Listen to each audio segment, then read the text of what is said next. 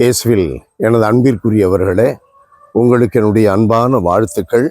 வணக்கம்.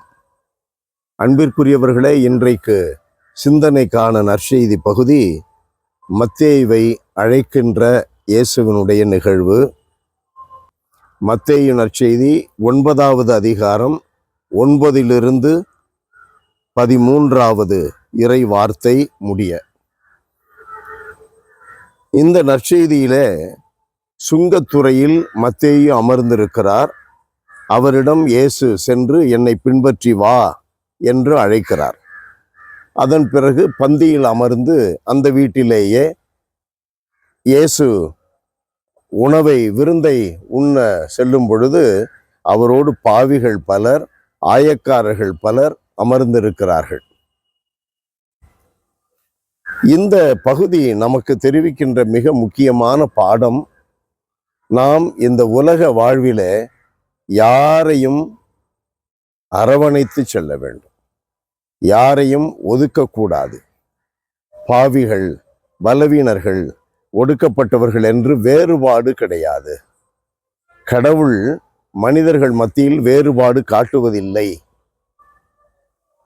நாம் மக்கள் மத்தியிலே வேறுபாடு காட்டினால் அது எதை குறிக்கிறது? உயர்ந்தவர்கள் என்றோ, தாழ்ந்தவர்கள் என்றோ, பாவிகள் என்றோ, பலவீனர்கள் என்றோ, படிக்காதவர்கள், படித்தவர்கள் என்றோ நாம் வேறுபாடு காட்டினால் அதனுடைய விளைவு என்ன? நாம் இயேசுவை, கடவுளை வேறுபடுத்தி நாம் தூர சென்று விடுகிறோம். ஊதாரி மைந்தன் அப்பாவை விட்டு தூர சென்றதை போல நாமும் கடவுளை விட்டு விலகி செல்லுகிறோம்.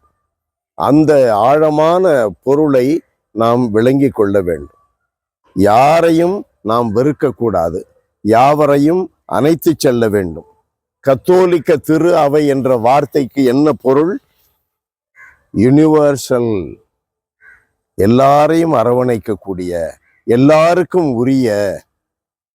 அன்பானவர்களே, ஆகையினால் நாம் தேர்ந்தெடுக்கப்பட்டவர்கள், கடவுளால் அழைக்கப்பட்டவர்கள் என்று மற்றவர்களை அழைக்கப்படாதவர்கள், தேர்ந்தெடுக்கப்படாதவர்கள் என்ற முறையிலே நாம் ஒதுக்கக்கூடாது. அவர்கள் தேர்ந்தெடுக்கப்பட்டு இருக்கிறார்கள். வேறு பல நிலைகளிலே அவர்கள் தேர்ந்தெடுக்கப்பட்டு இருப்பார்கள். ஞானஸ்நானம் பெறவில்லை என்றால் அவர்கள் தேர்ந்தெடுக்கப்படாதவர்களா? ஞானஸ்நானம் பெற்று திருவருட்சாதனத்தை அணுகி வராதவர்கள் என்றால் அவர்கள் பாவிகளா? அப்படியெல்லாம் நமக்கு தீர்ப்பிட முடியாது. அப்படியெல்லாம் ஒதுக்கக்கூடாது. கடவுள் உள்ளத்தை பார்க்கிறார். நம்முடைய உள்ளம் கடவுள் முன்பாக எப்பொழுதும், ஒவ்வொரு நாளும், ஒவ்வொரு நொடி பொழுதும் கூண்டில் நிற்க வேண்டும். அந்த தெய்வ பயம் இருக்க வேண்டும். ஆகையினால் ஆண்டவர் இயேசு இன்றைய போதனையிலே நோயுற்றவர்களுக்குத்தான் மருத்துவர் தேவை. அப்ப கடவுள் யாரை தேடி போகிறார் பார்த்தீர்களா? பாவிகளையே அழைக்க வந்தேன்.